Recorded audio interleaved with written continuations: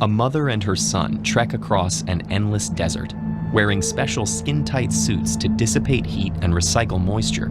The travelers aren't worried about dying of thirst. Their fears are much greater. The pair try to walk without rhythm, letting the vibrations of their footsteps blend into the shifting sands. But soon, the sound of the desert is drowned out by a louder hissing. As a mound of sand races towards them, the pair's unnatural gait turns into a sprint. The two clamber into a nearby rock face as a sandworm 400 meters long bursts from the desert floor. This is the world of Dune. Written by Frank Herbert and published in 1965, Dune takes place in a far-flung future, where humanity rules the stars in a giant feudal empire. This medieval motif goes beyond just the government. Unlike most interstellar sci-fi, Herbert's humans conquered the stars without any computers. Following an ancient war with robots, humanity has forbidden the construction of any machine in the likeness of a human mind. But rather than stifling their expansion, this edict forced humans to evolve in startling ways, becoming biological computers, psychic witches, and prescient space pilots. Members of these superpowered factions are regularly employed by various noble houses, all competing for power and new planets to add to their kingdoms. But almost all these superhuman skills rely on the same precious resource, the spice. This mystical crop, also known as melange, is essential for all space travel, making it the cornerstone of the galactic economy, and it only grows on the desert planet Arrakis, a dangerous and inhospitable world whose native inhabitants have long rebelled against the Empire. Arrakis, also called Dune, is the setting for Herbert's novel, which follows Paul of the noble house Atreides. The book begins with Paul's family being assigned control of Dune as part of an elaborate plot by their sworn enemies, the sadistic slave drivers of House Harkonnen.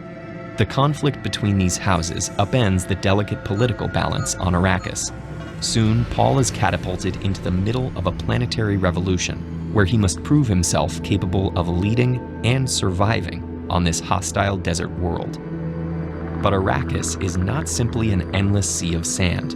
Herbert was an avid environmentalist who spent over 5 years creating Dune's complex ecosystem. The planet is checkered with climate belts and wind tunnels that have shaped its rocky topography.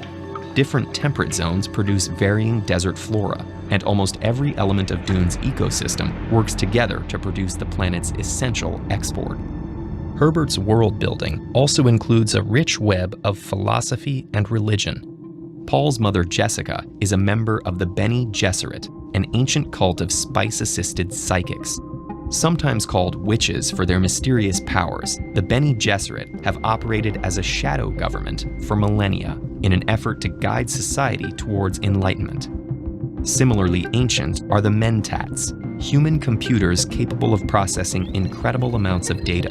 While the Mentats are bastions of logic and reason, their results are not mere calculations, but rather streams of constantly shifting possibilities.